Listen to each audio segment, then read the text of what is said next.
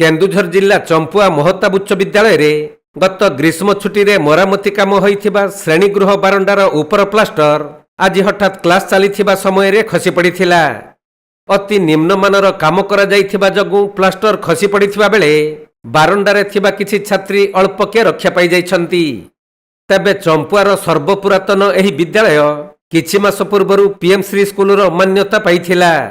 तेणु गत ग्रीष्म छुट्टी रे एही स्कूलर उपर महलार मरामती काम करा जाइथिले भी सामान्य वर्षारे छातरु झरुछि पानी।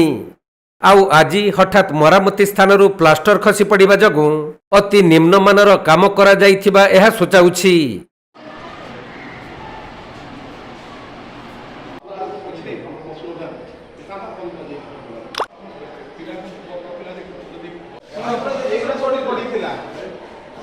केन्दुझर जिला चंपुआरु दीपक कुमार नायक रिपोर्ट कोणार्क लाइव।